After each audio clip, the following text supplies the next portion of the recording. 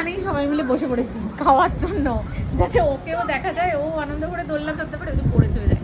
আর আমরা এখানে বসে বসে চারটে দাদা আছে ওকে হ্যাঁ, চারটে দাদা রেখে এসেছি। বাবা ধরে ধরে ধরে ধরে ওকে দোলনা চড়াচ্ছে, পড়তে দেবে না, ধরে রেখেছে, বলছে কোনো আয় আমার সাথে ধরে ধরে দোলনা চড়বি। ও বসে আছে সবাই লাফ। হ্যাঁ, ও বসে আছে সবাই লাফাচ্ছে। এ বোন যা খাবি যা অর্ডার দিয়ে আয়। আসবে অর্ডার নিতে, আসছে না কেন? দেখতে পাবে তারপর না ভাববে আমরা চাটা খেয়ে বসে আছি না, বলো? এটাই ভাববে, গিয়ে বলে আয় যা, অর্ডার নিতে আসবে, বা এখান থেকে হাত দেখা। অর্ডার নিতে আসবে। কে আসবে নাকি? ও এখন শ্বশুর বাড়ি ভালো মন্দ খাচ্ছে। না বললো যাচ্ছে না আমাদের সাথে এক তা যখন আসবে নিজে থেকে ফোন করবে। হেভি মজা, ওর ওর আনন্দের শেষ নেই। এমন রেস্টুরেন্ট আমাদের দাইহাটে একটা খুললে কাজে দিত, বলো? জানবুকেই তো বললাম ইনভেস্ট করলে করো। করবে?